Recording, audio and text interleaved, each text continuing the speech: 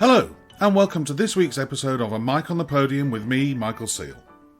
If you're a regular listener to this podcast, you'll know that I also run a Patreon page, where I've posted interviews, articles and videos all about conductors and the art of conducting.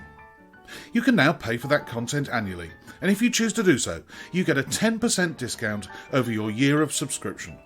Just click on the link in the show notes attached to this episode, and it will take you straight to my Patreon page. Today, I conduct a conversation with the first Danish conductor to appear on A Mic on the Podium. Over a very distinguished career, he's held title positions in Denmark, Sweden, Italy and the United States, and since 2016, he's been the chief conductor of the BBC Scottish Symphony Orchestra. It's a great pleasure to welcome Thomas Dausgaard. Thomas, lovely to see you, to speak to you, and to be with you today. How are you? I'm very well, thank you. Thank you for having me. Pleasure. And I have to say, before I pressed record, Thomas showed me the view out of his window, which you could see the sea and the countryside, and it's just gorgeous. And I'm not jealous at all, honest. It looks like a lovely place to spend time. and I said to Thomas, I don't know how you get any work done living with a view like that. I'm wondering too what I did, how I had time for conducting before Corona hit in. Well, indeed. With everybody, I always do my homework, Thomas, and I've looked online. I've looked on the reliable page of Wikipedia, he said, through gritted teeth, but also your biographies and your agent's website. I can find no reference to what your earliest musical experiences were, what instruments you learnt, and whether you came from a musical family. How did music first enter your life? Yeah, I think I can say that I come from a musical family. My grandmother was a pianist, and she studied at the Conservatory in Copenhagen, where I would later study. And one of her teachers was Carl Nielsen. Oh, wow. The composer. Wow. Yeah. And she went on to study, very interestingly, in Vienna with Edward Steuermann. And Steuermann was in the circle of Schoenberg. Yeah. And he premiered as a pianist, Pierre Rodliner. Wow. I'm not sure if my grandmother was into that kind of repertoire at the time. She loved Chopin beyond everything, and Schumann. Yeah. So what I have left from that was that I often played for her when I started playing the piano, and she was extremely critical. And she would show me the scores, the piano music she had played with Steuermann, and he clearly was a hot temper. Yeah. Because he had a very soft pencil, and with that, he sort of crisscrossed the pages where he didn't think things were okay. It looked very dramatic, and I think it was a huge boost for my grandmother to be in those circles and to study with such a capacity as him. And I'm sure that was a strong part of her musical foundation, as well as the background with Nielsen. Yeah. Wow. So when I came to study piano, it was with a student friend of hers who also was in the class of Nielsen, and she was my teacher for the first many years. But I should say, I didn't really want piano lessons. I wanted to play guitar because I wanted to play in a rock band, and I thought actually I played the piano because since from the time I could sit upright in a chair, I sat next to my father, and my father was a jazz pianist, not by profession, but by love. Yeah. And he had a band in his youth, and very luckily for him, a member of the band called him around his 60th birthday and said, hey, are you still playing the piano? Why don't we get together again? And the band reformed. Wow. At a sort of second stage in his life. Yeah. But in the meantime, I had been playing with him all along, improvising on the top end of the piano. So I really thought, is there anything else to learn? And in my ignorance, that is to say. So my parents agreed that I would have guitar lessons and piano lessons. Now, the guitar lessons wasn't a big success because I had expected to prepare myself for playing in a band, and instead I got somebody who was into finger playing. Oh, with long fingernails and Spanish style. Well, it didn't get that far because I didn't stay with him long enough to get to that. But what I did was, when I started there at the beginning of the school year in August, was Christmas songs. And that was really the absolutely last thing I wanted to do. Yeah. So I'm afraid after Christmas, I left this otherwise really, really nice teacher and went on to self-study playing the guitar. And later I did eventually join a band when I was, I think, 10 or 12 or something like that. And we did have a short, glorious career. We were in Danish television. Oh, wow. And we played at parties, not just for children, and had much fun. But it was around that time that classical music also hit in very strongly with me. Yeah. I had listened to a lot of different kinds of music when I was a child. My first concert was a jazz concert I went to with Teddy Wilson on the piano and Ben Webster on the saxophone. And it was really, that was my second musical home. That was jazz music because of my father and all the records I knew. And I loved music from, I remember recording with music from the Indians in the Andes Mountains, music from Soweto in South Africa, somebody called Lemmy Special, who played the penny whistle and had made recordings since he was 12. There was Miriam Makeba, another glorious singer performer from South Africa. This was my circle of interest. But around the time there when I played in the rock band, Beethoven somehow hit in, and that became my huge love in classical music. Yeah. And that made me leave the rock band and begin playing the cello, so I could play in an orchestra and experience from inside what that was like. Wonderful. I mean, I similar experiences here. I had a phase around 10 to 13 where I was very much into pop music and what was current at the time. But then I was a violinist and somebody, I think my parents bought me a recording of the Brahms Violin Concerto, and it completely skewed me away from pop music. Yeah.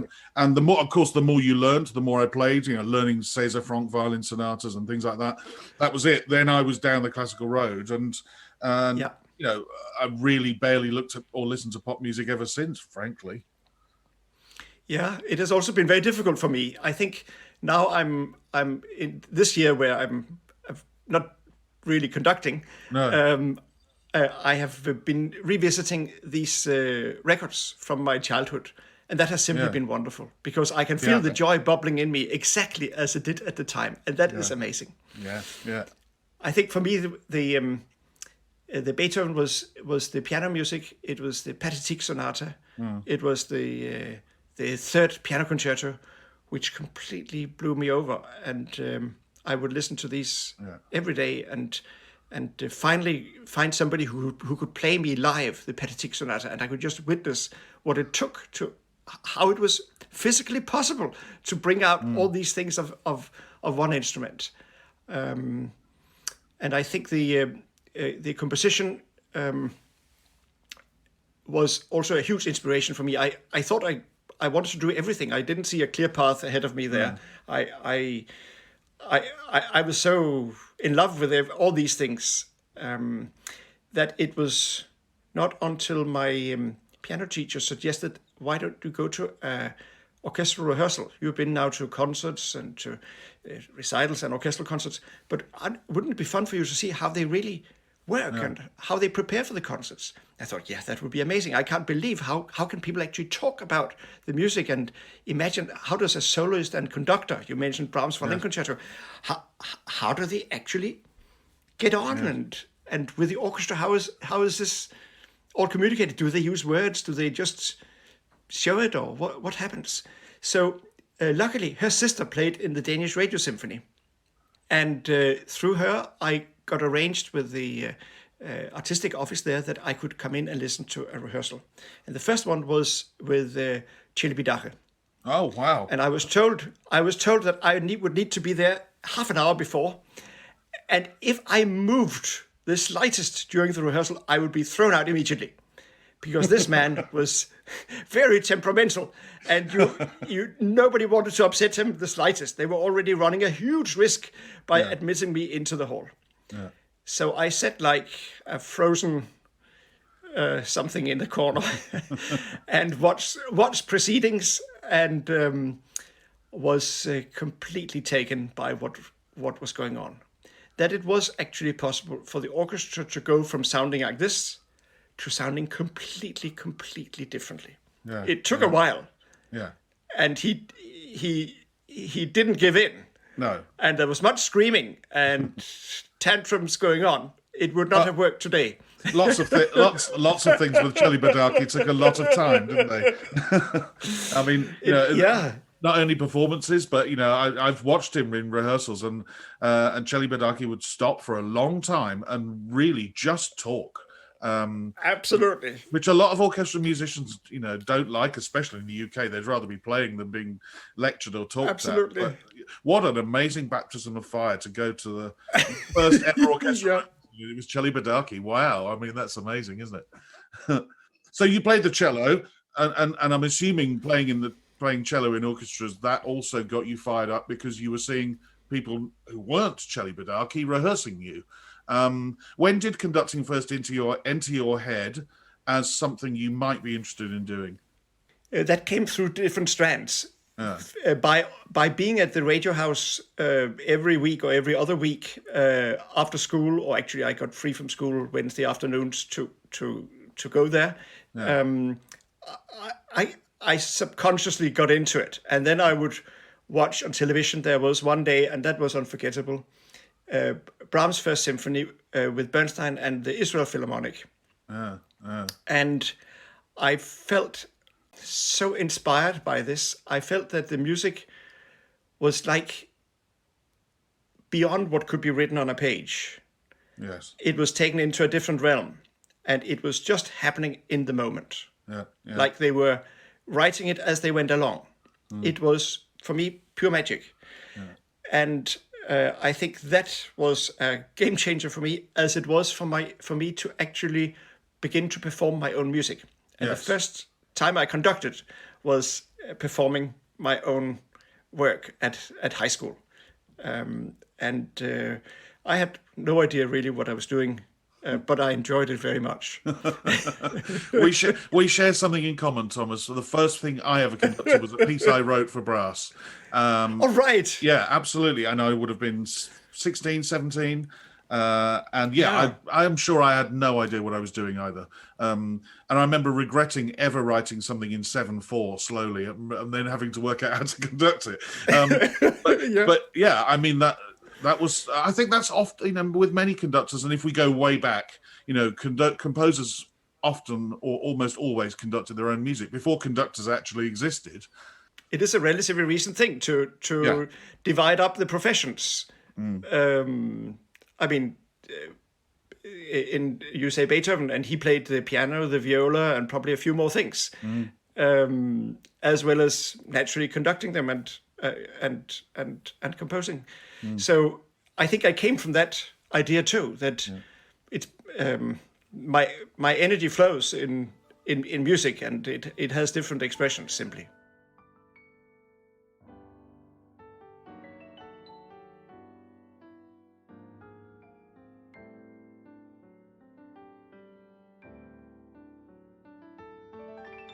When did you start having lessons, formal lessons? Or is that... I remember asking that question of somebody, and they said, I've never had a lesson in my life, but I know that you've had lessons because you studied later on at the Royal College with Norman Delmar, so I know that you had lessons. But did you have lessons at the Royal Academy of Music in Copenhagen? Yeah, absolutely. I think they were very important to me, and I was incredibly privileged that my teacher, I saw him almost every day. He took out time to spend time with me, and that was a fantastic boost for me. At the same time, I went to the rehearsals at the radio and with the other orchestras in Copenhagen, and just absorbed as much as I could. So it was never just one source where everything came from. It was always through many different musical aspects. And I think also it meant a lot to me that my cello teacher offered that he would be the soloist if I could get a band together. And he was the principal cello of the Copenhagen Philharmonic, and a wonderful, unusual musician. And his lessons had inspired me very, very much. And our collaboration there, where I was actually conducting while with him playing, was mind-blowing for me. And it led to a deeper collaboration where he would play for me things he was to perform. So suddenly we were on a different dynamic than we had started out, and that somehow was very, very inspiring for me. That I actually realized that I had something somehow to give. And so, what brought you to the Royal College of Music and Norman Delmar, a name that's appeared on this podcast on at least 2 occasions of people who were taught by him, but then others who, in some way or other, were touched by his musicality and by his teaching. Yeah, I think for me, coming from my culture here, I felt that the figure of Nielsen, though a composer, he also conducted, but the figure of him as a musical figure in my country was somehow too imposing. It filtered into so many parts of musical life, and I suddenly had the feeling that there was a certain provinciality about it. I'm now back, so it's not that I'm against it as such, but I felt as a young musician I could not go much further in that weather. Yes, I understand.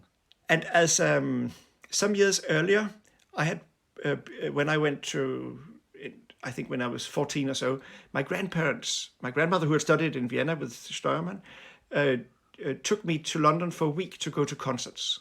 And every night we had a choice between outstanding artists performing. And every night we would experience something completely out of measure from what I knew in Copenhagen, except for the solo recitals I had heard with Gilels or Kempf or Arau or something like that. And I fell in love with the music life in London. There was no doubt that if I was going to study somewhere, I was going to be in a place where there was such a richness, and every musician seemed to pass through. So that made it obvious for me. At the same time, I became conductor of an amateur chorus in the last years at the Conservatory in Copenhagen, and the previous conductor who had sort of passed this chorus on to me went to London to study.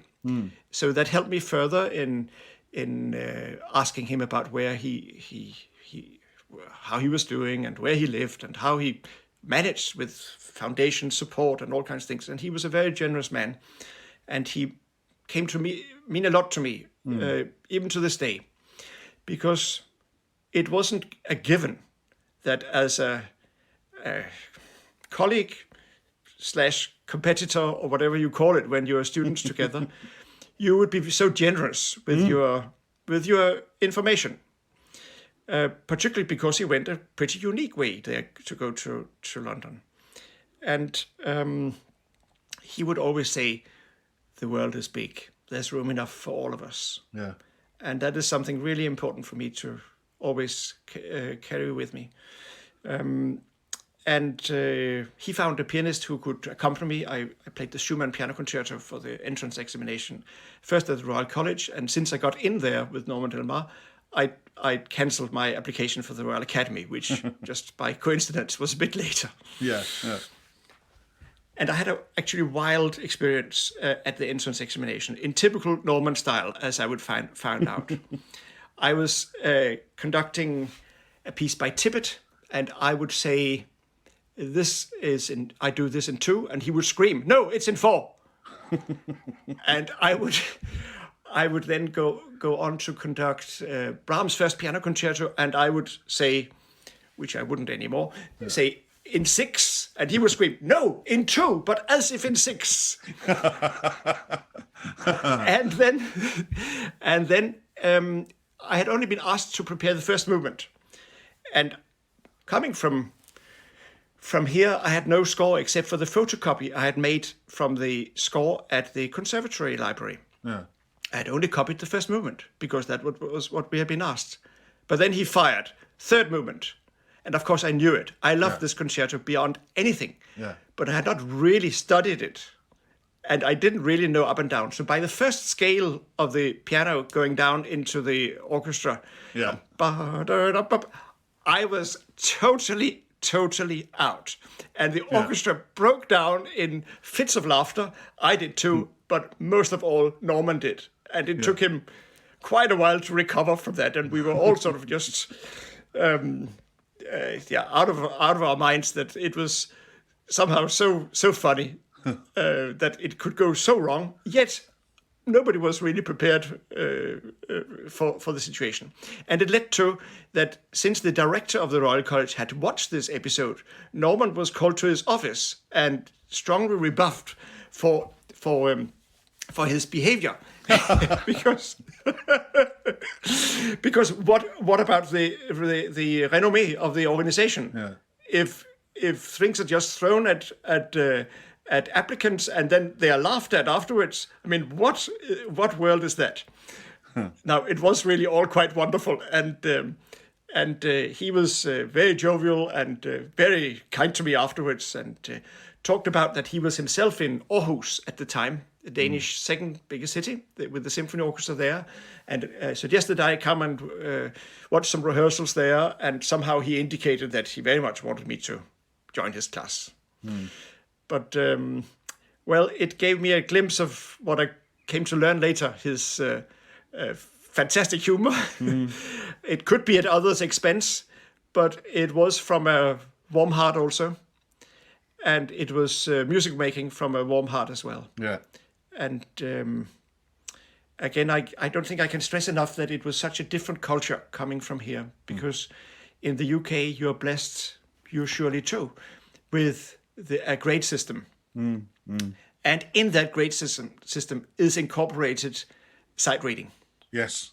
Well, that's a big thing. Yeah, absolutely. And that is a big thing. Yeah. That means that with a student orchestra, you can do a Mahler symphony. I mean, that would be completely out of reach, except for after weeks and weeks of rehearsals at the academy at the time in Copenhagen. Yeah. Yeah. So for us as students to be able to put on things which were so difficult was mind-blowing. Yeah. It was like being on another planet, simply. And he had such an encyclopedic knowledge of music, didn't he? I mean, incidentally, the podcast listeners will know this, but I was taught by his son, Jonathan. And again, much humor. Yes. A lovely man, but again, an encyclopedic knowledge of things, and also a know-how of how to fix orchestral problems. He was a wonderful trainer of the symphony orchestra at the Conservatoire in Birmingham, but he would tell you, this is the problem here, this is the problem there, you're going to encounter these problems. He just knew it. And whether that always came from his father or he was just similarly blessed in that regard, I don't know. Yeah, Jonathan is fantastic. He has been such an inspiration for me too.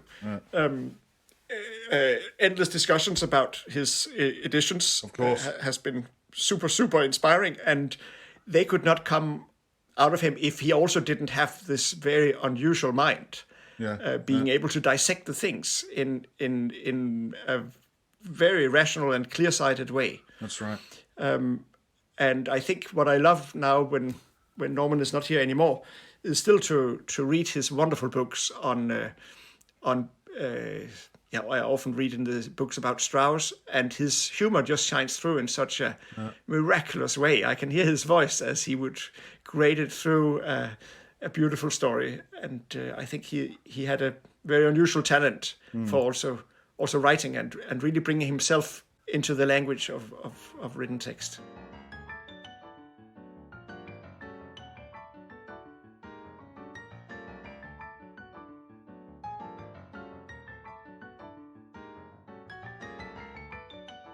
You said earlier about your musical upbringing, how it came from so many different angles, from world music, South African music, jazz, classical music, rock bands. If I look at your conducting teachers, you were taught in Denmark before you came to London, then by Norman Damar. You also had masterclasses with Franco Ferrara, Leonard Bernstein, Hiroyuki Owaki, who I know nothing about.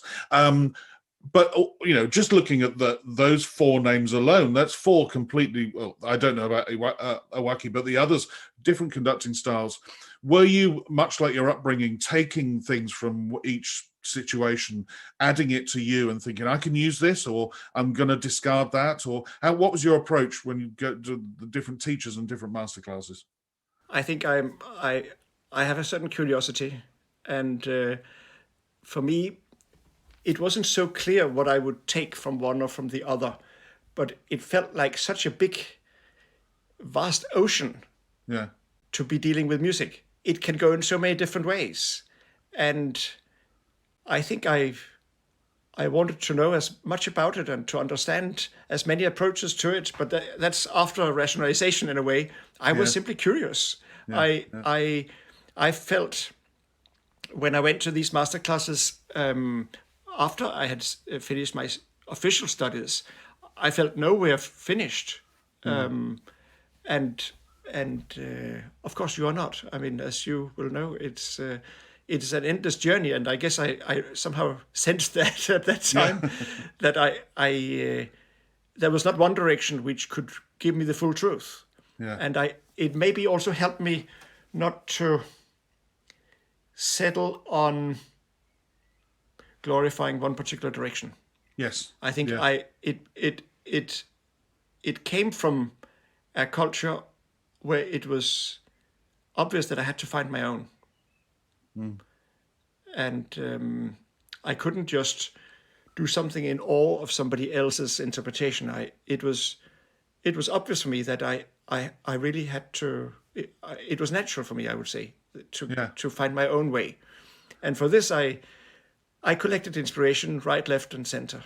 And I still do.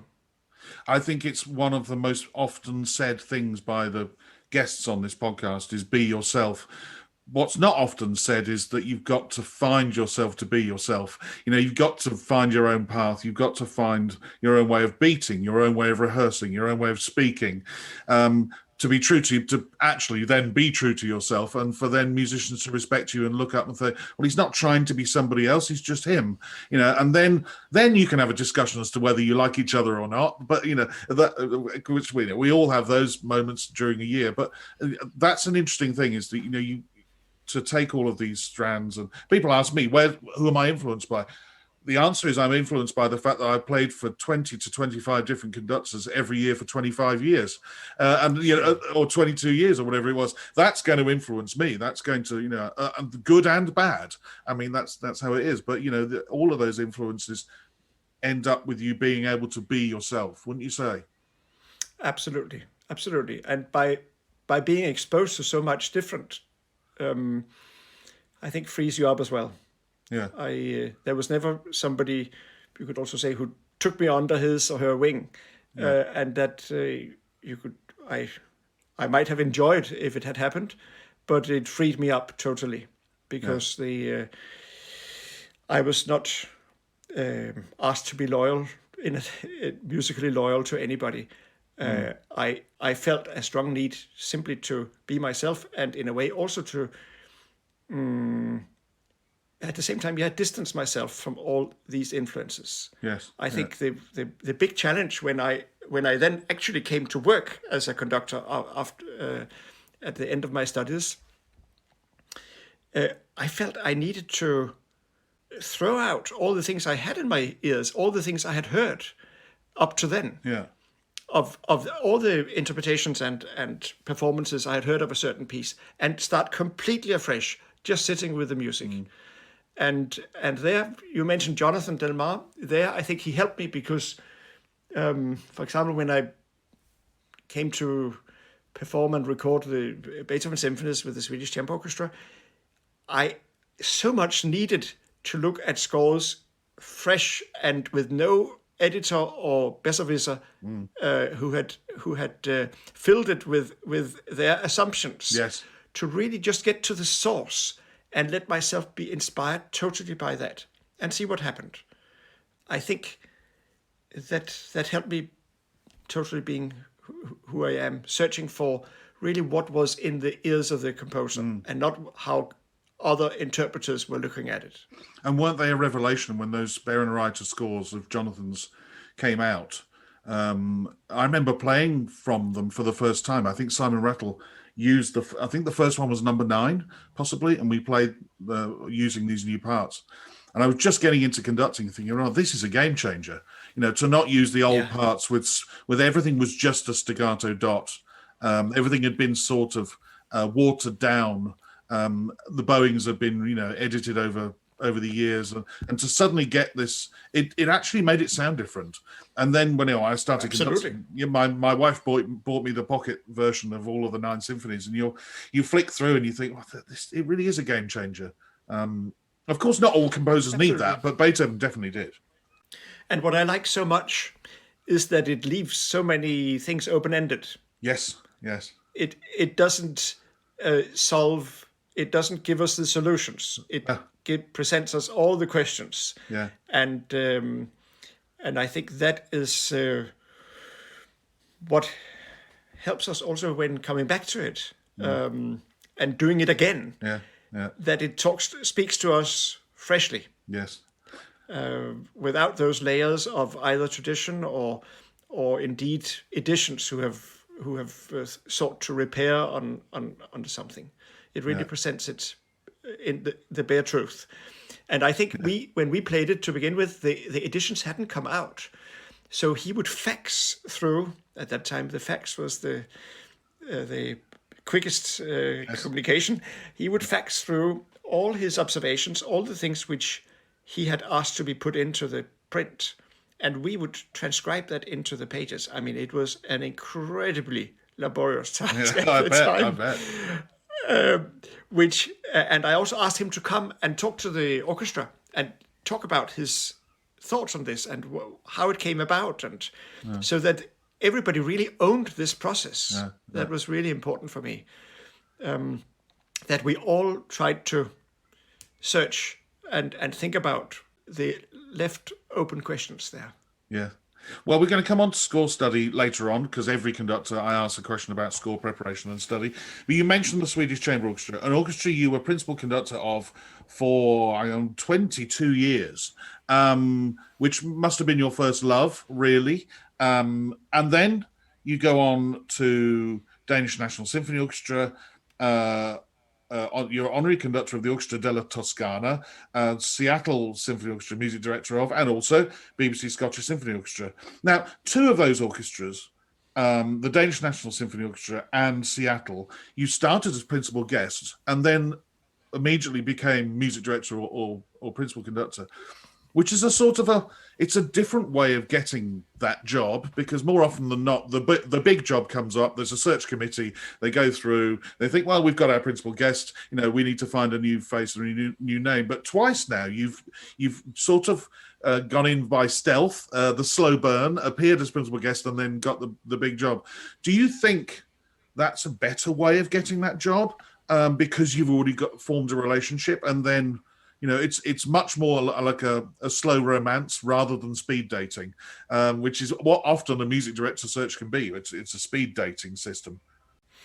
Well, it is. Everything is possible. I don't think there's a particular way which is better, because every organization, every orchestra is indeed has its own dynamic.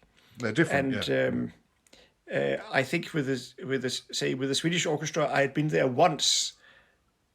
And there was already, I sensed a huge excitement. Yeah. And as soon as I had been there second time, I was offered if I would go there.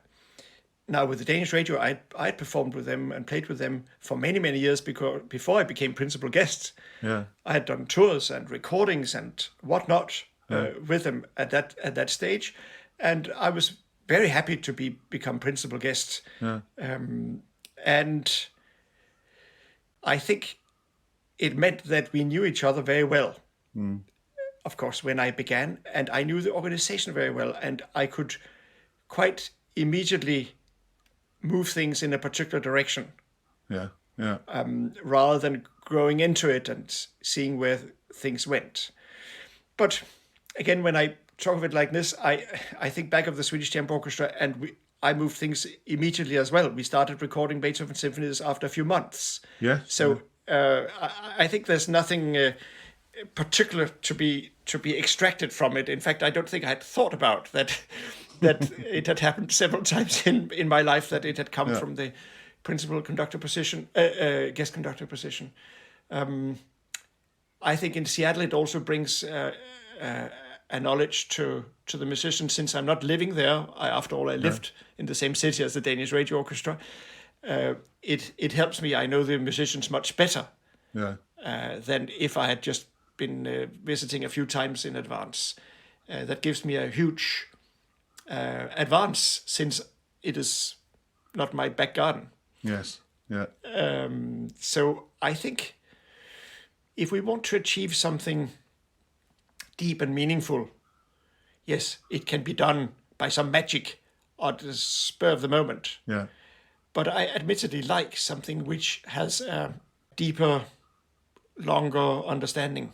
Yeah. Yeah. I think that is somehow in my veins, probably through being for so long with one particular orchestra, and also through my experience with the Danish Orchestra, Danish Radio, knowing them for such a long time. So I think it's somehow grown into me that this growth is important to me. Yeah. That it's organic. Of course, you're right in the fact that, I was in Birmingham when a certain Andres Nelsons walked in the door, and within 3 days we'd all given him the job. That was the ultimate speed date. It was almost love at first sight. He walked in and we were, oh, it's Andres, and that was what happened. But of course, there are other instances, as you've just said, when the long, slow burn really, really, really works.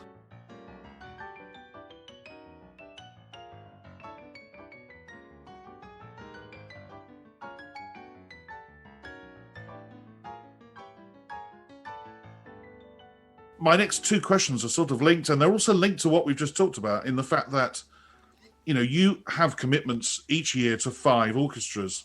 The ones I've just listed, you're either conductor laureate or your music director or your chief conductor, which means that on many occasions during the year, you go back to those 5 orchestras, which means how much time do you have for guest conducting other orchestras? Do you prefer to go to ones that you've been to before many times? Or are you still very happy to stand in front of a new orchestra you've never met before and go through that childishly nervous, even maybe you don't feel it anymore, I still do, of standing in front of an orchestra for the first time? How do you try, forget COVID, how do you try and look at each year of planning your diary in that regard? Yeah, it's an important thing to reflect on, and I think I try every season to meet some new orchestras, and I try also to continue a relationship with the orchestras where we like each other. So it is a fine balance. I think I can say for sure here, after this break of COVID, I will work less. I will take more time in between. I don't want the hassle of arriving jet-lagged many times in a season, if at all.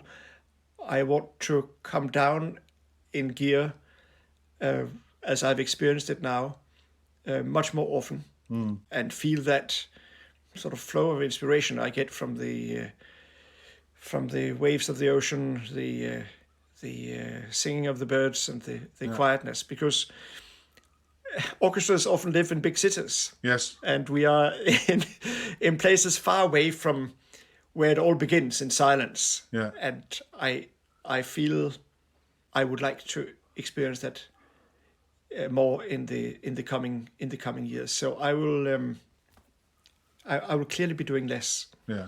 And therefore it will be even more thinking about where to revisit and where to go anew. Yeah, it's exciting to go in a new place too. Yes. I enjoy that very much too. Part 2 of this question is, again, I've read Wikipedia, I've read your biographies on various websites, and I cannot find any mention of opera, which means that have you ever conducted much opera at all? And in the future, would opera be something you'd wish to do? Almost all of the names of the people you've guested with or I've had jobs with, well, all of the names I've found are symphony orchestras. Has opera ever really been a part of your career? Actually, when I was young, I did a fair amount of opera, but it was never the focus of what I did. Right. It was always close to home, because I had 3 children, and therefore I would not be away for a long production, as that would involve simply too much time away. 6 to 8 weeks of being away, yeah. And I would never be more away than 2 or maximum 3 weeks.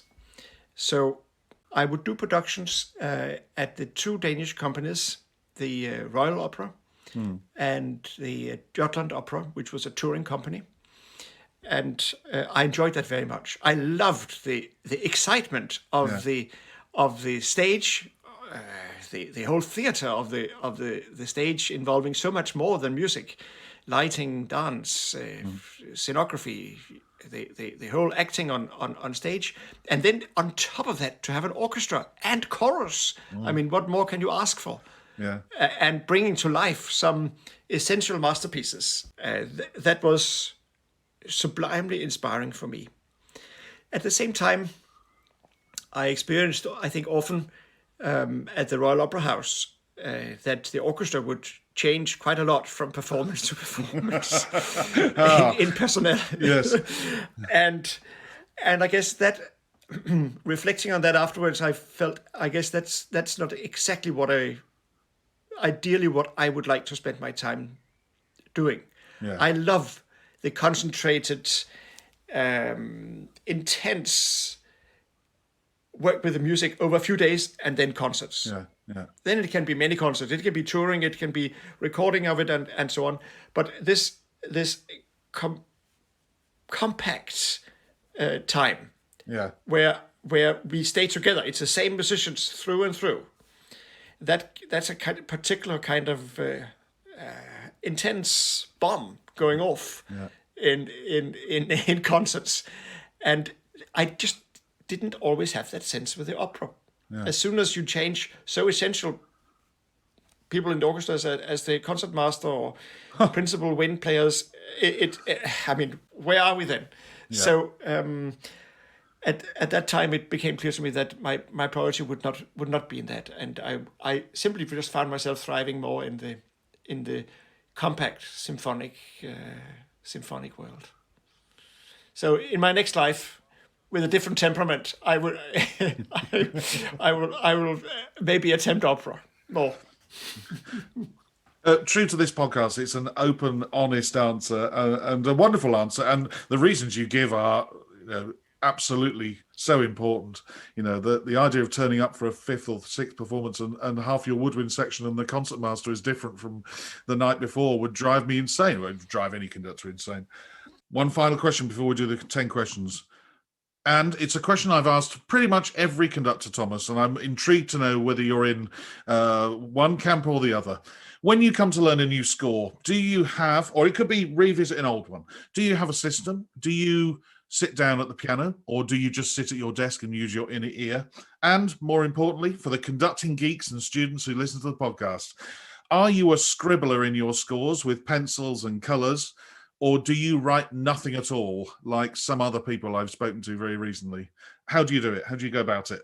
Yeah, I think that my answer to both questions is that it is a process where there is no firm truth or system for any of them. If it is pieces I know very well, I've done before, I will just sit with them and dive in. Maybe there is maybe the composer has recorded it, him or herself, and I and maybe a discovery of this recording has come out since I did it last, and I would like to hear that. And maybe a new book has come out about the composer, which can throw light on it. But I want to do like with the Beethoven score. I want to feel it as fresh as possible. and I would prefer to have a score without any of my previous markings, so that I'm free from what happened before. And depending on what I feel I need, I will mark it up. I will often like to send the librarian a marked score with my intentions as much as they can be carried out into the parts. Yeah. As that will always be a huge help.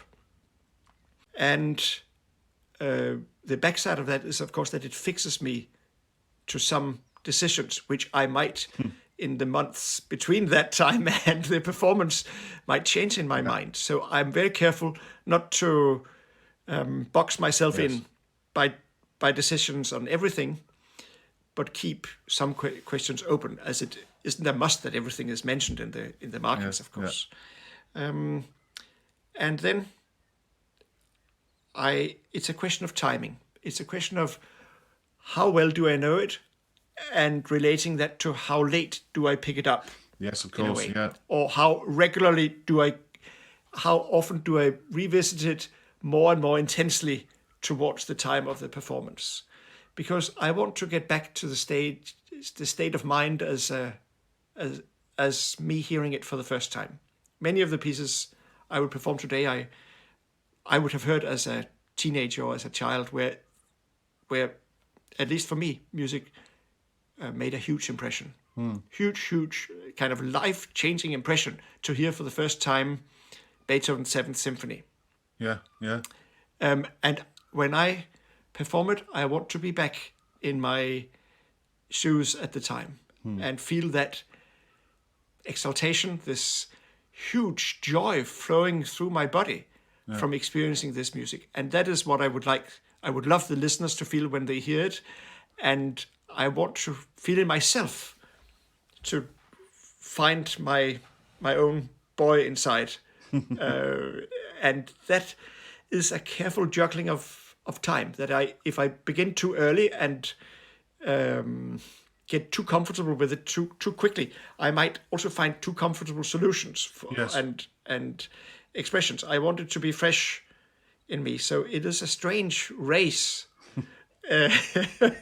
inside how much to prepare and how.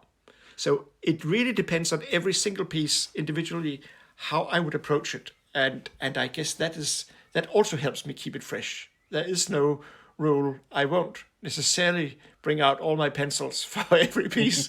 Some pieces I enjoy the freedom of not putting a single marking in, and other ones I will need if I learn something for the first time. Yeah. Well, I'll bring out some colors, and I will need to remind myself through putting things in markings, so that I don't feel I start from scratch every time I look at it. Yeah. It's a fascinating glimpse into what we have to do as conductors. And you mentioned the fact that often in the old days, and I'm sure it'll come back, you know that you're going to conduct a symphony in 14 months' time. And therefore you need to put it on a slow burn process and let it simmer and bubble and whatever else. But you might also get a stand-in. You might be rung on a Friday by your management and say, can you get to somewhere on a Monday? And you've got a weekend to learn an overture you never conducted, or even a concerto you never conducted. And then you turn the gas up quick, and the learning process is a lot faster. And that's exactly what it's like. And it's the same as the rehearsal process. You don't want a performance to be too ready too soon, because otherwise it can be stale by the time you get there, especially if you're going to perform it 3 or 4 times in a week. But yeah, fascinating, absolutely fascinating. And I was nodding away because it's exactly how I feel a lot of the time. Pieces you're going to be doing in 9-12 months time. Well, then I visit it occasionally and think, I'll just have a look at that bit, but not too much too soon. And it is fascinating. So brilliant answer. If you are fascinated by how a score is marked up, I've written an article on the subject, showing my own method and explaining how I go about the process of marking and learning a score. You can see this article, as well as other articles, bonus mini-episodes, interviews and videos by subscribing from just £5 a month to my Patreon page. If you decide to pay annually, you can even get a 10% discount over the year and join the discussion all about conductors and conducting at a discounted rate. This is quite a saving if you choose to pay for the highest rate, which includes conducting lessons from myself as part of the package. The details are in the show notes attached to this episode, and it would be great to have more of you subscribing to this ever-growing supporters club. Now, back to my chat with Thomas Dausgaard and the all-important 10 questions. Thomas, it's the bit that no conductor can escape. It's the 10 questions. Everybody's answered the same 10 questions. So I start with, what sound or noise do you love, and what sound or noise do you hate? The sounds I love are the waves rolling in and out of the sea. Yeah. I live next to the sea, and it is a joy to listen to the different sounds every day. There is not 2 days alike. The way it rolls in, the way sometimes it has enough power to also roll stones out before the next wave, the way when you begin to really listen to it, that it has high pitches, it has low pitches, it has something in between. It is a huge variety. And there's the wave right in front of you, but there's also the one on the left and the right side of you. There is polyphony. There's a lot going on. And it is a sound I love since my childhood. Yeah. I love to be near the water.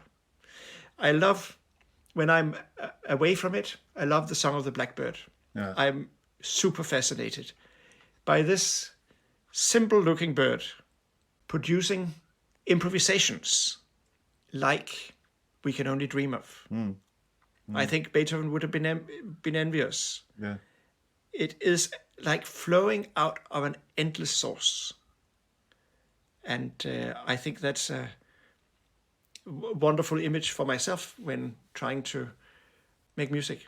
And after such a poetic answer, what about a sound you don't like or even detest? Yeah, I dislike the garden machines, particularly when somebody else used them.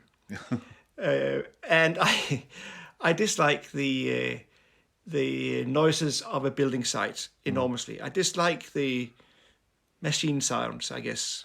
And if that is brought into the home in form of a coffee machine, I detest it. I don't like coffee to begin with, so I don't see the reason for it.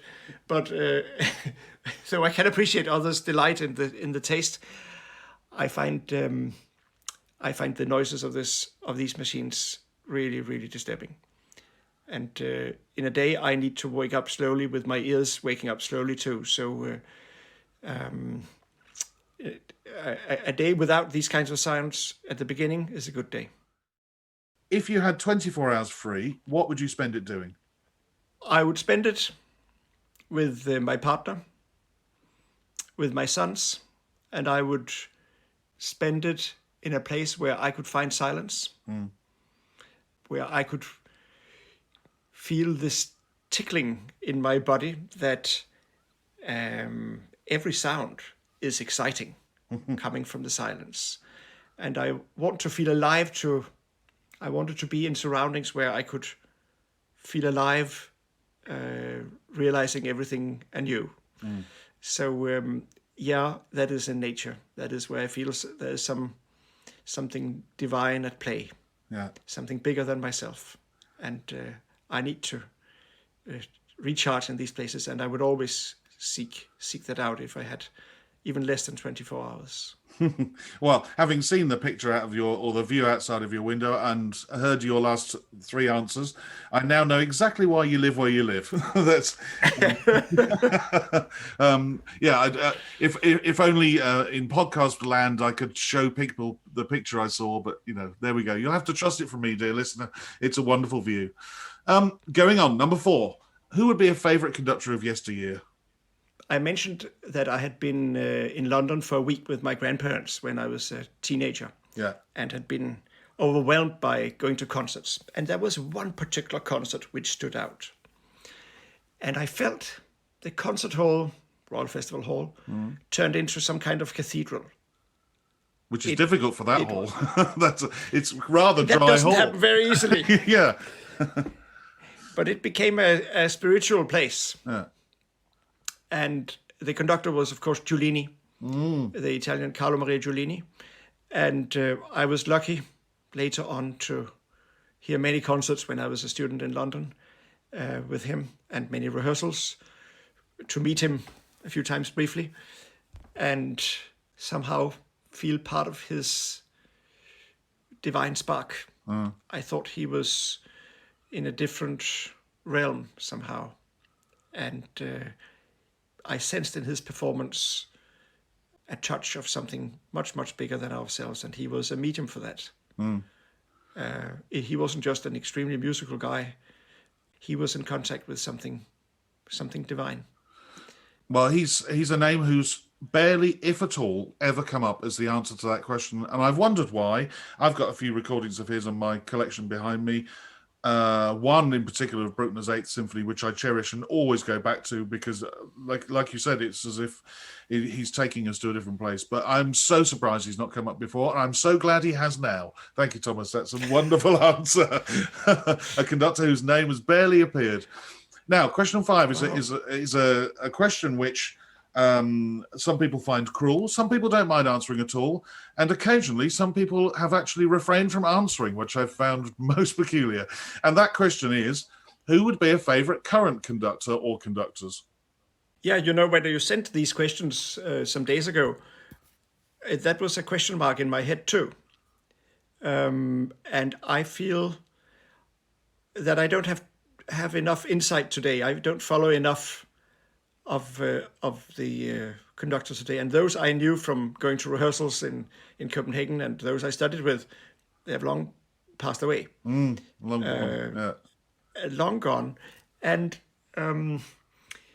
yet there are some of those, I could say, still alive, which I admire enormously. And to name just a few, I thought I would mention 3. Yes. When I was a child and went to rehearsals at the Danish radio, the chief conductor was Herbert Blomstedt. So I was kind of used to him from an early age. He was called Lector Blomme. And I admire him for his integrity and the sense I have always of honesty in his music making. I find it very powerful, and it has a human aspect which glows in me when I experience him. I would then mention the music director of the Boston Symphony when I was assistant conductor there, Seiji Ozawa. And I admire him for his kind of energy of a different culture. Yes. Which is somehow so sparkling when it brought into this to what we call Western classical music. Of course, there's wonderful Japanese classical music too, which I've later discovered, which I didn't hear him do much. But the kind of wild energy which exuded from him was a huge inspiration for me too. And then thirdly, I would mention a conductor who I've also admired for a very long time, Yuri Timyakanov. He was principal guest conductor with the Royal Philharmonic Orchestra when I studied. And I guess of the many sides of this sublimely musical man, there is a magic side to his music making. He is, for me, a magician. And in that way has always, as long as I've known him, been a huge inspiration for me. So these 3 very different approaches, I think if I should mention the most important ones, they would be the ones. Well, brilliant answers again. And, Herbert Blomstedt, how does he do it? He's still, and he is literally going strong at 93 or 94 years old. He's still going strong. Ozawa, again, I agree with everything you said. There is an energy to him and how he conducts, but also the music making. And Temikhanov, I've never played for him, but when you join an orchestra in your early 20s, like I did, you hear stories of people people who'd been frightened by, Yasha Horenstein, going right back. And Temikhanov, so many people spoke fondly of the times he came to Birmingham, the fact that he couldn't speak a word of English, but everything came from his hands and his technique, and he could just make an orchestra play by saying nothing, and those were stories from days of old, but it makes you wish that you played for these people. So brilliant choices. What is the hardest work you've ever conducted? Okay, there's no doubt for me that several of the hardest pieces I've ever done have been by the Danish composer by Per Dausgaard. And I think among them, there is one which tops the list, and it was actually dedicated to me. Right. It is a orchestral work called Terrain Vague, Vague Terrains. Right.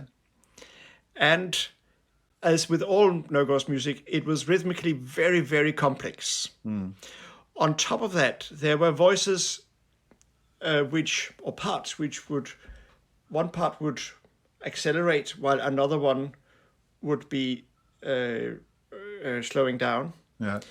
And across that field, there would be parts which would in turn have to be played very rhythmically, or, as the title indicated, very vaguely rhythmical.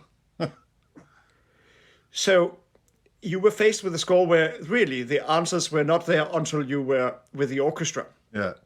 And there, the confusion about when it was to be played exact and not almost became irrelevant, because it was so hard to play the rhythms anyway. They were so hard to digest and read that just to get them right was difficult enough. Yeah. And it was a wonderful experience, and we spent a lot of time trying to get it right, and it even exists on a recording now. But I think that was I think maybe a few gray hairs come from that. I wouldn't have been without it, but it was for sure challenging. Well, I'm laughing, and dear listeners, I'm not laughing out of cruelty. I'm laughing because as Thomas explained that piece, I'm laughing because I'm thinking, oh my God, this is getting worse and worse and worse. And the problem with aleatorical music, more often than not, is just your role becomes a little bit like a traffic cop. You're signaling when events need to happen or when an events need to stop. But because some of them are chance, each time, your listening skills are. I was laughing, and I was with you. I was laughing with you. It sounds incredibly difficult. Yeah. When traveling abroad to conduct, what item could you not leave home without? Of all the things I am not allowed to mention here, there is one thing I always wish I would have brought, and that is a pair of binoculars to look a bit further. Yeah. But I'm afraid the times I've brought binoculars on my journeys can be counted on one hand. Yeah. And as I'm always actually trying not to be caught in making rituals for myself, there is nothing. Yeah. I'm always packing. Yeah. I tend to avoid becoming dependent on something in case I would one day forget it. Yes, yeah. People have given that answer, but actually, binoculars, especially if you're going somewhere and you might be able to go for a walk and see wonderful views of mountains or whatever, it's a good answer. What is the one thing you would change about being a conductor? In Paradise, I would not decide on what I would rehearse or perform or play until much shorter before. I would not decide how long the rehearsal would be, how long the concert would be in advance. I would not plan my life in a tight schedule. Yeah. I would be open to what happened. I'm often thinking of Sviatoslav Richter, when he came to Copenhagen to receive a prize in, I think it was 1993.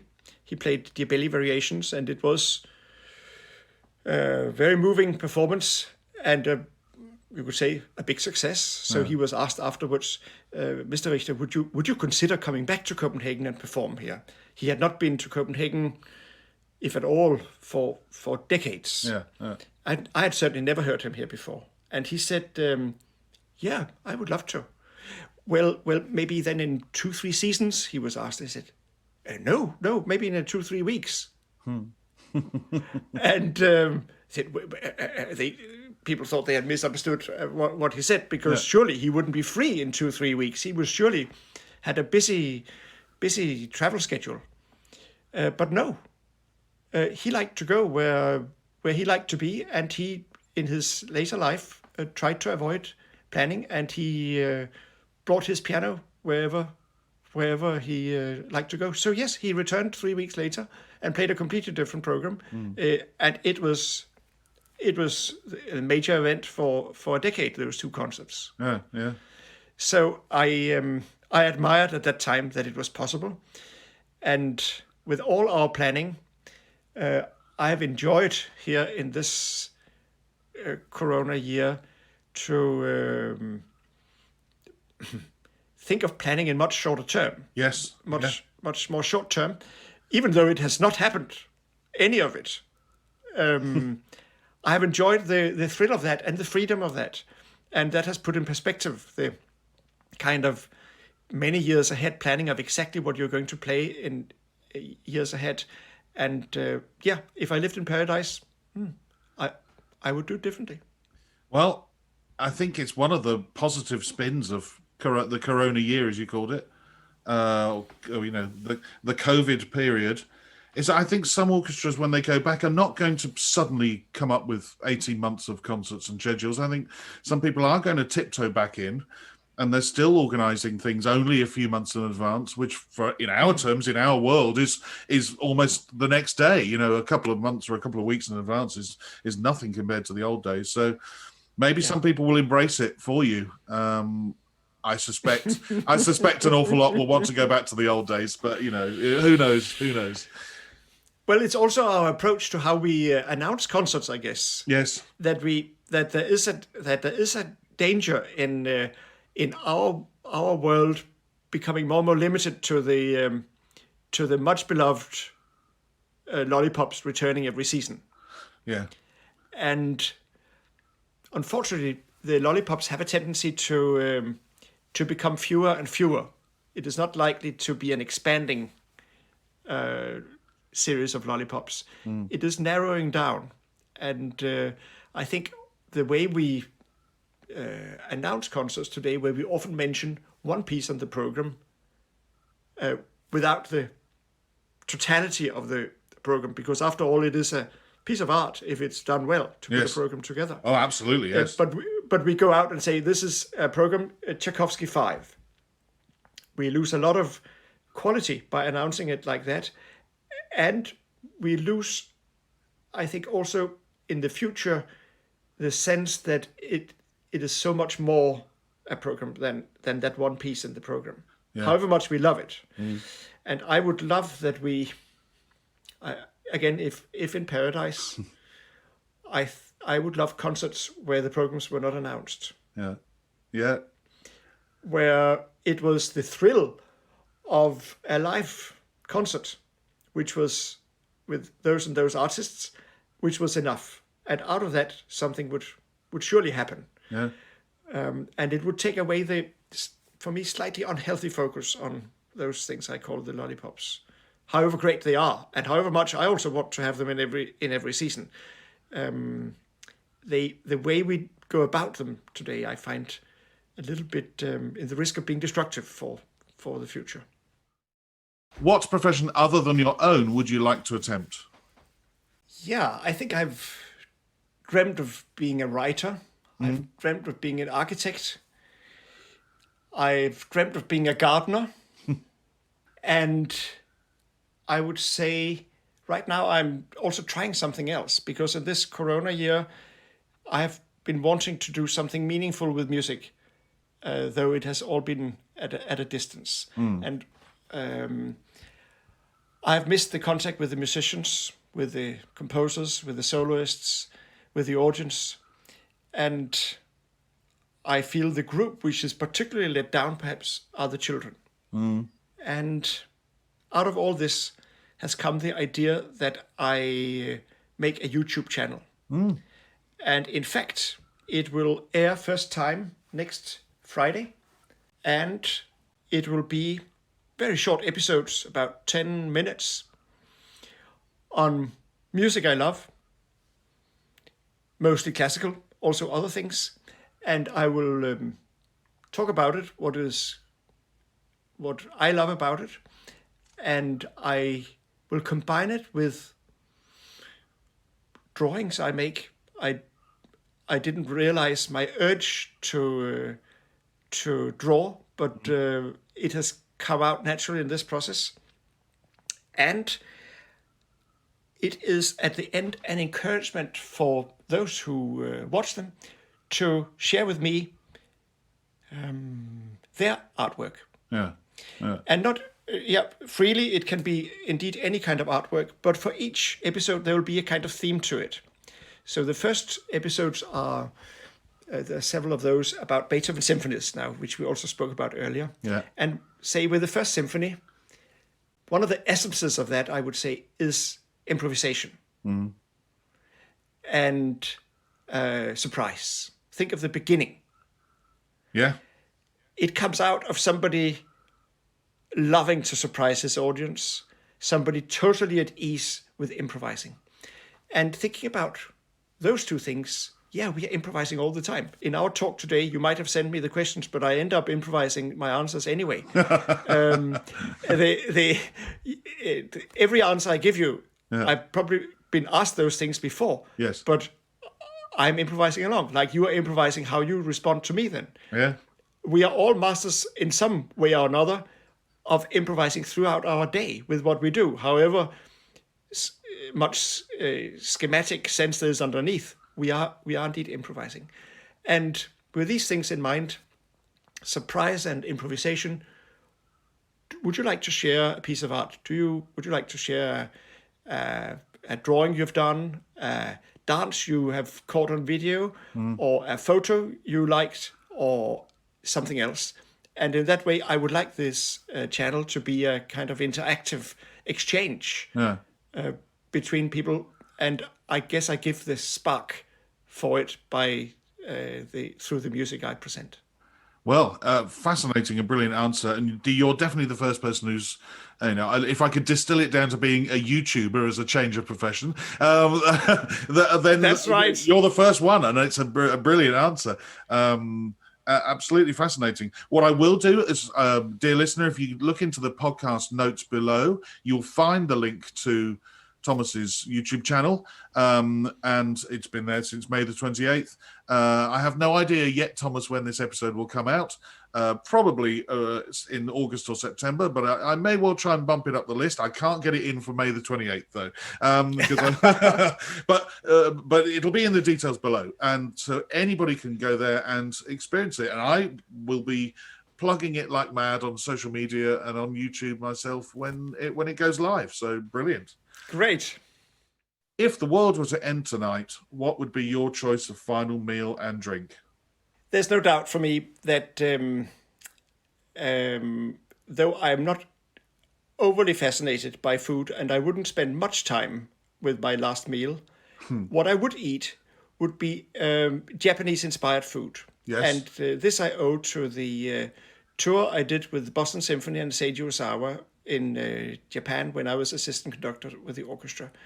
And I experienced another level of Japanese food than I had experienced in either Europe or in America.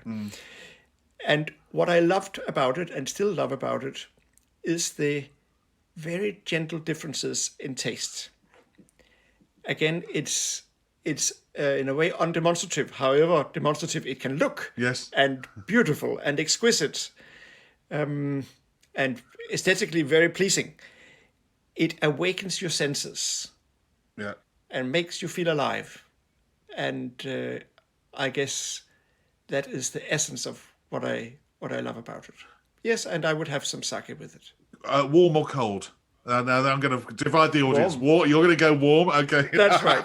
I like cold sake, but either way, I like sake. So there we go. Wonderful answer, and a wonderful chat. Really fascinating to chat with you. Wonderful answers to the 10 questions, and I hope in the near future we can sit down over a warm and cold sake, maybe somewhere, and carry on chatting another time. Thank you, Thomas. How about that, Michael? That would be wonderful. Great to see you again. A Mic on the Podium was devised and produced by Michael Seal, with music by Ben Dawson. Next time, I chat with a young English conductor who, after studying in Dublin and Vienna, went on to win the 2015 Aspen Conducting Prize. Since then, he's conducted in both the Opera House and on the concert stage all across Europe. But until then, bye-bye.